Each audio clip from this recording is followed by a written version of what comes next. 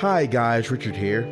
This is the first of 2 episodes that were recorded after a move that unknowingly damaged some equipment. We replaced and corrected the problem in later episodes, but this one was hit the worst, and unfortunately some things can't be fixed in post. We apologize, and we thank you for your patience. And now, Treading the Path of Heaven, Episode 4, The Rising of the Shield Hero. The following podcast may contain spoilers.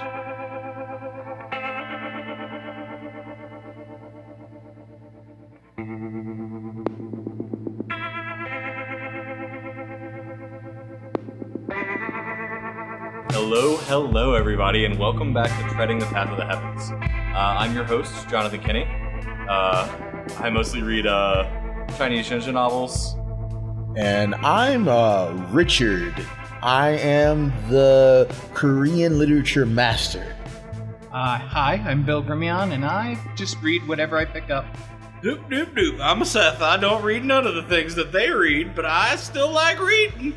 Today we've got a fun book called Tate no Yusha, which is exciting for me because it is the first book to date that we have reviewed that I haven't personally not read, so I'm looking forward to asking some exciting questions from Bill and Richard, the two who have delved into the series. Unshockingly, I have also not read this book. No one's surprised. I'm actually glad you're excited because this is one of the few Japanese light novels that is really good and has one of the best endings of any light novel series I've ever read. Usually, Japanese light novels have great beginnings or really generic beginnings, decent climaxes in the middle, and then they putter out at the end really badly. Yeah, I think that's just a problem with Japanese media in general, is that like the editors and the production companies try to squeeze out everything.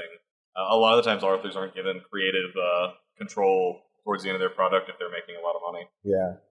I mean, Shield Hero, like, Tate no Yusha hasn't really, it's popped off. It has, a really popular manga based on it, and probably going to get an anime here pretty soon, especially considering, that last Yusha anime was pretty popular a couple seasons ago. That was another light novel I've read before. I'm trying to remember the name. It'll come back to me eventually. Eventually, an anime company's going to pick it up and it's going to get big. But until then, thankfully, the guy who wrote Tate no Yusha finished all of the volumes before it got popular. So, you gotta worry about it. That's awesome. Oh, man. It is an entire complete work. Yes. That said, Richard, how do we describe our main character? What is it? Okay. Iwatani? I don't know. The only thing I know about this series is I had a friend that was reading it. He recommended it to me. I had never picked it up. But, he specifically said, one of the most interesting things was the main characters and the transformations he ends up going through in the story. This is character growth, the book. The main character grows as a character. There's, maybe 12 to 15 crucial times he completely shifts as a person. Oh, yeah. And it's just great. 10 of which in the first 3 or 4 books. Jesus. He is put through the ringer. So, give me an example of, one of the I guess, less spoilery ones. Let's see. He gets there, right? Okay. So, he is, a college student, normal guy. I can't spoil... it's hard to talk about this because there's so many twists and turns. And, Bill hasn't finished the book, so I can't spoil it for him because there's even more twists and turns and an incredible climax. But because you're totally going to read it, Seth. He's summoned into this world, right, with 4 other people from different time periods of Earth. Okay. Yeah. Different time periods. So, there's 4 of them. There are 4 separate heroes. The hero of the spear, the hero of the sword, the hero of the bow, and the hero of the shield. Fun fact, the hero of the shield is viciously hated by everyone in the city he's been summoned, in the country he's been summoned to. That's so interesting because shields are typically the heroic. But this is a super, super species, racist area he's summoned into. There's slavery. Everyone who's not a human is mistreated. Oh yeah, viciously. And demi-humans run rampant, and there's really very, very little rhyme or reason. But the demi-human, there's other country where demi-humans are the leaders, and they absolutely love the shield hero. Okay. He is their hero. So he just got summoned to the wrong place. And there's messed up politics going on because somebody's manipulating stuff way, way behind. Even Bill doesn't know. There's someone way behind the curtain, behind that curtain, The is Shadow behind Master that and the- curtain, and the manipulating globalists. everything. It's incredible. The globalist. And Shield Hero is like everyone. Like imagine you started an RPG, right? Like an MMO or an RPG, like a regular story RPG. And everyone's like NPCs love you because you're the hero and all this other stuff. And there's 4 of you. And everybody gets gold and followers and help and assistance from the government and all that stuff, right? Okay. Except, Yeah, the typical. except you. Okay. And the one person who agrees to help you goes down the street, sets you up, and you're like, oh man, finally someone's being nice to me. You trust her. And then the next day you wake up, all of your stuff's been stolen except your shield, which she can't steal. Because it's magically Bound. welded to your arm. Good old curse shield. So you're naked. Yep. The little bit of money you got, which was less than everyone else, is gone. And the girl who you thought was like your friend who's going to help you, not only robbed you, she's claiming you tried to rape her. Oh man. And Even robbed you of your character. and who Incredible. who will defend you? You're the Nobody. disgusting shield hero. Nobody. The disgusting shield racer. Oh yeah. And they go to like arrest him, but they can't do anything because he's a hero. They really can't do anything to him.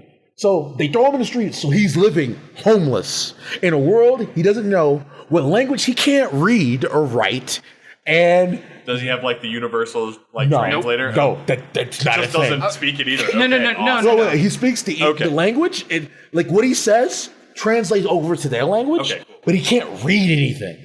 So he's illiterate, he's poor, he's homeless, he's naked, no money, and no ability to do damage because he's a shield hero. So all of his damage is 1. Completely reviled as well. Oh, and also, it does not allow the shield itself or any of the weapons do not allow you to equip other weapons. You have to use it. Oh, okay. So he's just literally. He is stuck. But there's advantages to this. He is impervious to damage for the most part, especially around this town. Literally, it just itches.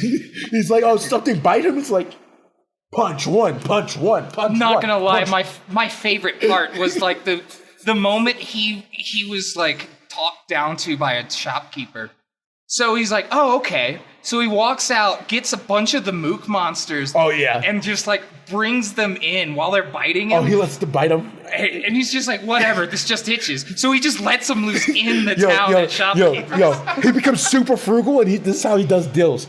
He gets these monsters that can kill people slowly, but they can. You ever played, what is it? What is the name of that? It's like a little, like, God, I can't remember it. But you kill slimes at the very beginning of the story. Like Dragon Quest? Or? Story? Maple Story, Dragon Quest, any of these games where you kill slimes, these are like slimes, little balloon things. Yeah. And they bite. He takes like 20, 30 of them, puts it underneath his clothes, and he walks around. And he's like, how much you... Also, he's hunting, and everyone in the city would rip him off because they hate him. So they won't sell him at fair prices. Or they won't sell to him at all. So to get fair price, equal prices to everyone else, he'll threaten them with the balloons, things. Yeah. that just... Of course, further ruining his reputation. He doesn't care. He hates everyone. Well, I mean, I don't blame him. It sounds awful. hates everyone. Trusts literally no That one. becomes his power. Like, when he gets friends, he can't trust them unless he enslaves them. It's true. Like I don't feel comfortable being around people unless they're enslaved. Now that said, I really want to talk about his shield power. Yeah, please do. When you defeat monsters, they drop things. You can, for him and for the others, you feed the drops into your weapon and it unlocks things you can do with your trees and whatnot. Okay.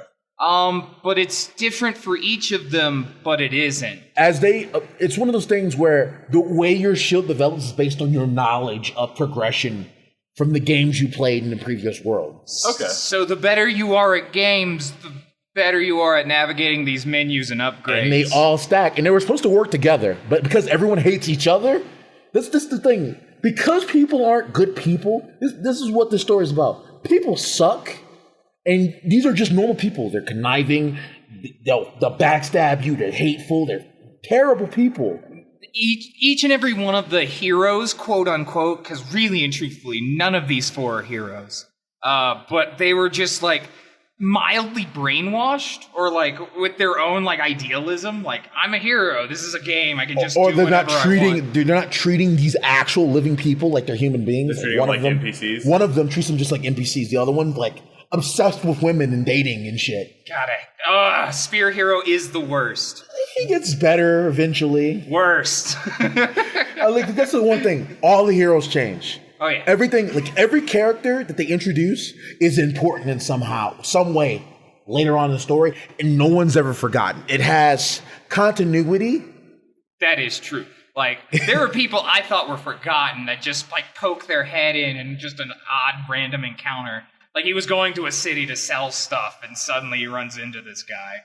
Those are my favorite kind of things, when they build on like small details that happened to just like fill out and flesh out a scene in an early piece, and then later on that becomes like a focal point of just like an arc. That's always fun. I think my favorite piece of continuity is there's this old lady. He saves on his way, like peddling. He just becomes a peddler, and I wish I could talk more about this. But she shows up later. Come to find out, this is like the Fist of the North Star lady. And then she's like, "I'm gonna train some people in the town you set up," and it's great. This old lady is incredible. Like, ridiculous. Like. Okay, so another thing about his shield and the upgrade system, a lot of the things he picks up are jobs. So like secondary classes? Kind of. It's sort of like his cooking skill gets amazing. Yeah. So he just becomes better at cooking than anyone around him. He becomes better at like making potions and medicine. He's the only guy that decides to start crafting because no one will help him, so he helps himself. Because the Shield Hero is all about like working together with your team. Yeah, and helping it makes everyone. Sense thematically. But they also become like there's another thing about the weapons, the Sin series. Oh man! And there's also a Curse series and a Bless series later. But like that becomes really important. And also, there's more than like the four major heroes have to come from Outworld and they're summoned. But there's also 7 minor heroes that are born within this world. And there's stuff going on behind it. The scenes that are... And one of the... Alright, so like you guys are just like describing a lot of like silly, like cool, really cool sounding stuff, like honestly. But like, so it sounds like what's like really like making this like stand out is like that it has an excellently written like, plot. Plot's incredible. I just can't talk about it. Yeah, absolutely. I get it. It's spoilers. We try to be very spoiler free here on this podcast, like describing stuff mostly from its broad initial strokes. points.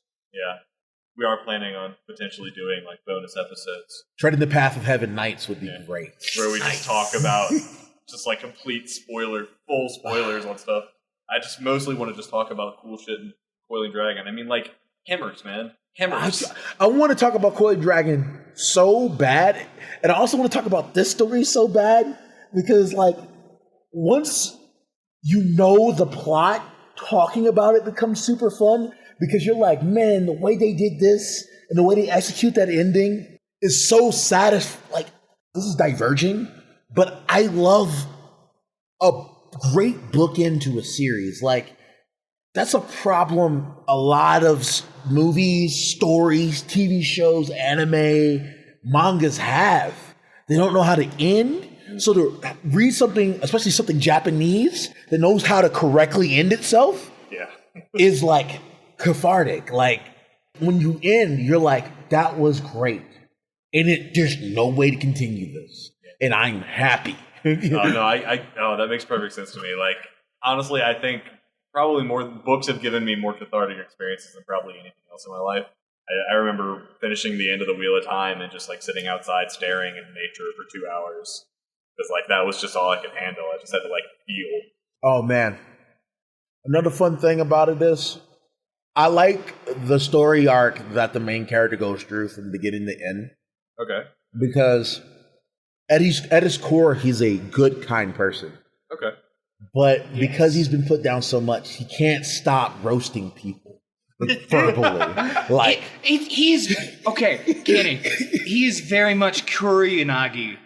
If like you just transposed him and made him a shield dude who everyone hated for a bit. Like, All right. because like the way he tears people apart, and he enjoys it. He revels in like. He wants you to fail. Like he'll save your life, and he'll make fun of you the whole time he's saving your life. And then when you walk away, he'll have enjoyment. Like if you trip and fall down, he'll laugh openly. He just enjoys it.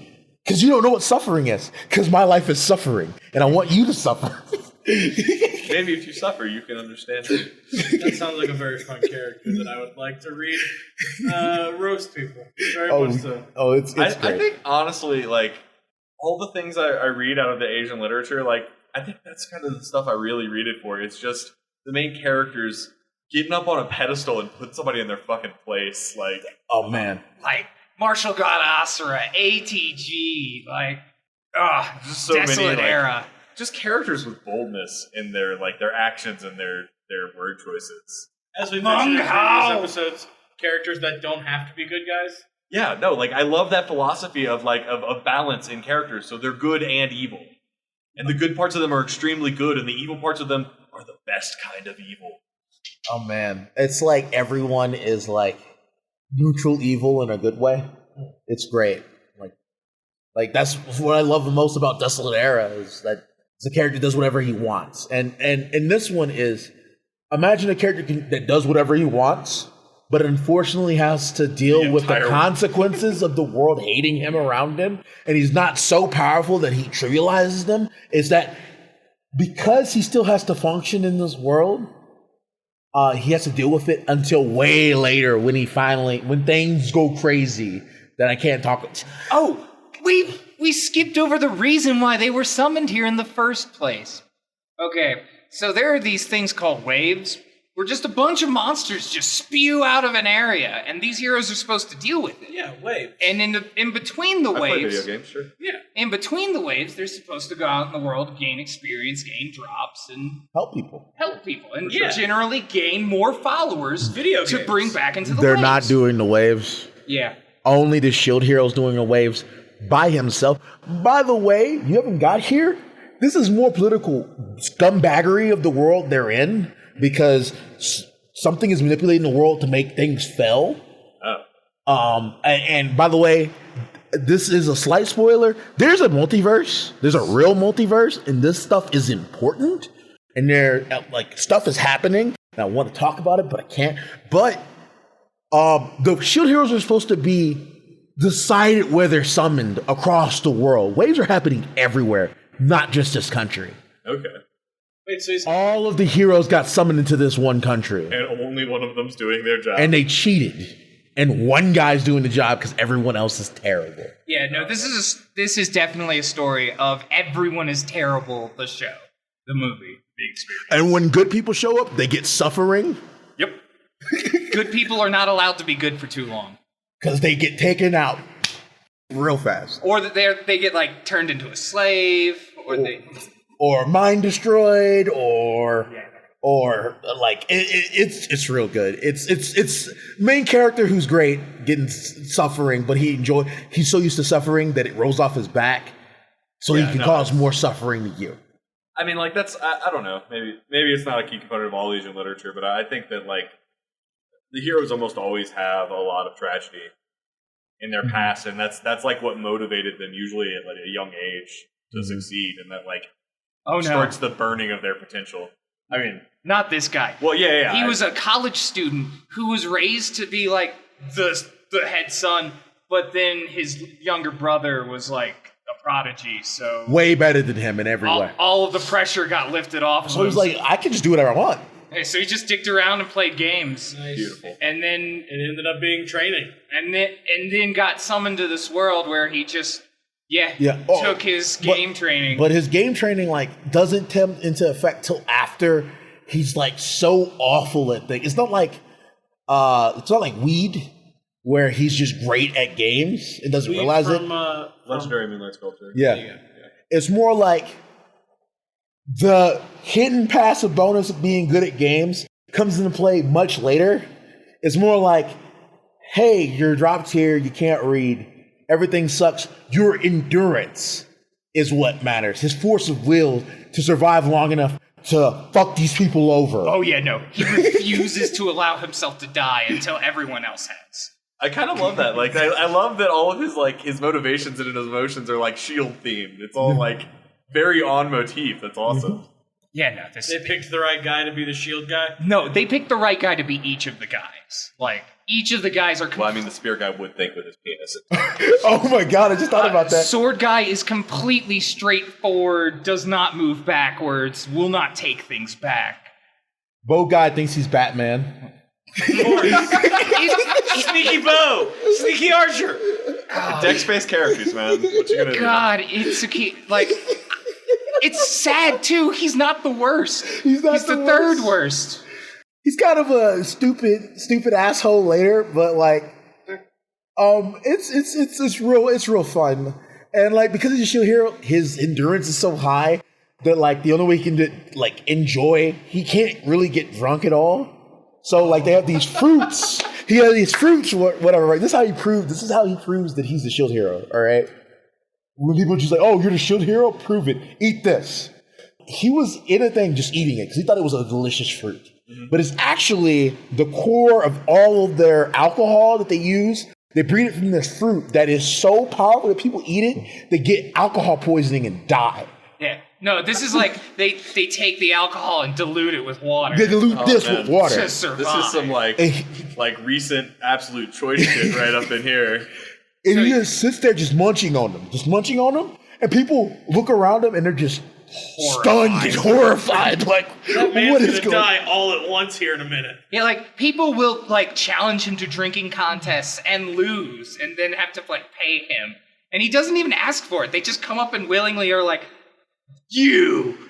What killed me is Spear thought he was nice because he wanted to prove himself to, like, the shield hero's companion / future lover or whatever. And he's like, yeah, man, check this out. And he sees, like, he's just sitting here. And the main character has a constant grimace on his face. He is always upset. So upset that later when he has, like, some weird shield stuff makes him, like, happy and nice, everyone is creeped out and terrified. Yeah, because him being nice is the scariest thing in existence. Something is wrong. But like, they show up and he's just eating. And the guy's like, oh, what are you eating? I'll take one. And he eats it. And the guy goes into like a coma for like 4 days. It is incredible. And he tries to blame it on him. And that's the thing. Oh yeah, he tried to poison me. No one has a brain or no one cares. Those are the two things. Because like, they either come up with faulty logic and don't care that it's faulty, they'll just beat him out because he's the hero of the shield. Or they come up with faulty logic because they don't have any other way to answer themselves as to why he's winning. Also, class-ups are a thing in this. We talked about that. But again, politics are so bad. He's so hated that him and his companions, for the longest time, aren't allowed in the main city of this country to use the class-up altar. So they have to stay back at their initial levels because they won't let them class up. It's just the blockade that the police put up in RPGs, like, you know, like, it's no, you can't leave Onett, you have to go to resolve all of our problems first. No, the bridge isn't done yet. There is a shield that allows him to teleport back to the main city. It's got sort of one. like a Hearthstone. He doesn't get it until, like... Everyone else got it immediately, except him. So he's walking everywhere. Like, everywhere. I'd say good physical training, but what's it gonna do? Let him do 2 damage? He doesn't like grind, did he? Like, what's that gonna do? He eventually does by getting pointy shields.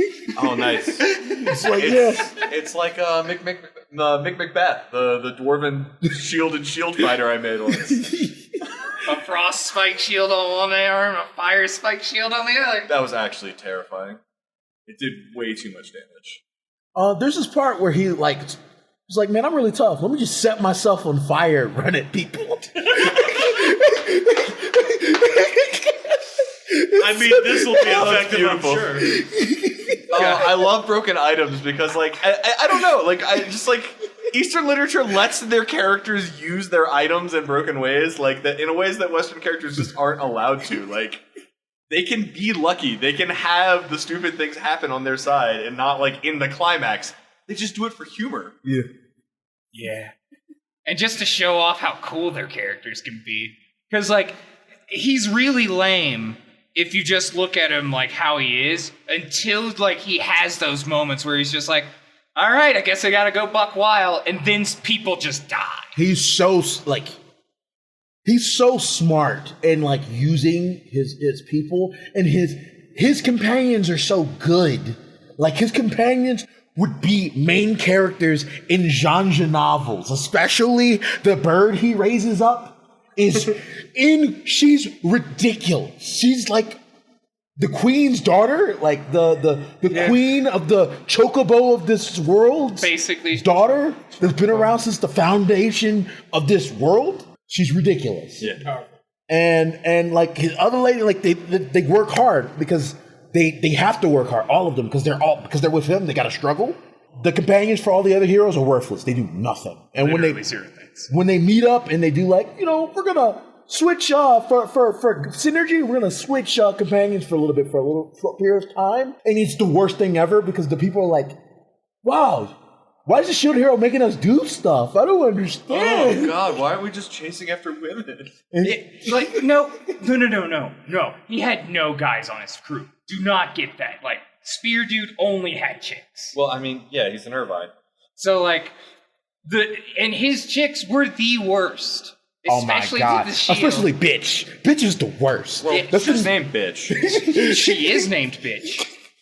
That's some nominative determinism, actually. What did he name the king? Trash. Oh, yo, that became Trash's official name. I don't know if you got to that part where the queen, where it's his official, it's his actual name. He is now named Trash. Everyone in the world has to call Trash. He doesn't have a name anymore. He went down to City Hall and registered it. No, the queen did that for him. Yeah, cool. Oh, no.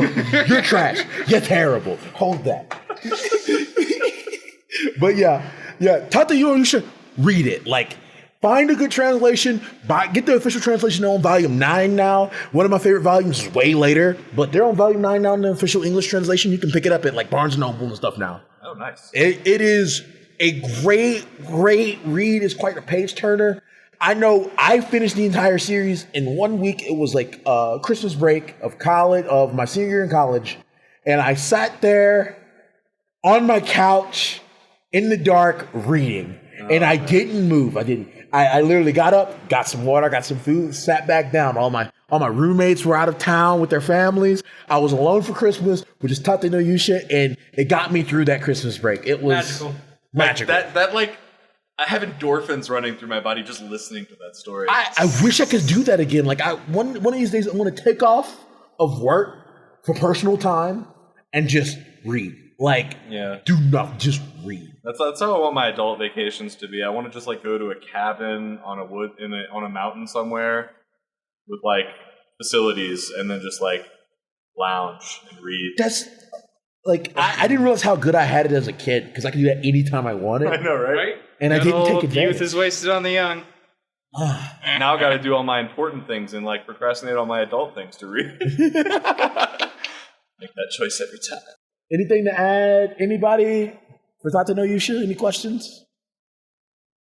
It sounds like a fascinating book, and I will have read some of it by the next time we get back here. That sounds great. All right, and cool. Of course, we like record another podcast immediately after this one. We'll see. And we'll see. That's true. And nah, man, just buckle down. You got it. Bear down for Tate no Yusha. Bear down for Tate no Yusha. Fat dog for midterms. Fat dog. Whoa. But no, okay. Well, yeah, no, I think I'm probably going to check this book out. What's going to be our next book, out of curiosity? I know we talked about doing Desolate Era, which I would definitely be down for. Desolate Era, real good. There's also, have we done I Shall Seal the Heavens? Yeah, my other suggestion would be I Shall Seal the Heavens, because that one, as of this recording, finished like less than a month ago. Oh. And I personally just read the ending. It was an incredible work, so I'm down for either one. But I guess we'll decide that in the interim. So come back next week and you'll find out. Mm-hmm. It'll definitely be Chinese, though. So I guess if that is the case, that brings us to our final segment of the evening. All right, everybody. Welcome to Kamen Rider versus... You're really bad at this, huh, Seth? I have failed every time so far, but I think the game is fixed, if I'm to be honest. Nah, that's crazy. Nah, man. You're crazy. Crazy enough to have these 3 lines coming right at you. First off, is this a Kamen Rider or a genre novel main character? He has an incredibly sharp tongue. He comes from the best bloodline. The best. And you could say he walks the path of heaven. I know this one. I know this one because it's the best Kamen Rider that ever was. Kamen Rider Kabuto. You got it right! Oh my god, for the first time, Seth has won Yay! Kamen Rider versus genre. I'm very happy with myself. And you know what you won, Seth? What's his prize? His prize is an entirely new podcast that we're going to be recording called Kamen Rider Discourse. Stay tuned. Tell me more. Wait, no, don't tell me more. Tell me more later. That's the point of stay tuned. Yeah! All right, everybody. I hate all of you. That's very fair. All right, everybody. This has been Treading the Path of the Heavens. Thanks for listening. We really appreciate it. Please rate and or subscribe us. Leave a review for us wherever you're downloading this. It would be very appreciated. And we'll see you back next week with either I Shall Seal the Heavens or Desolate Era. Have a great night. We'll miss you.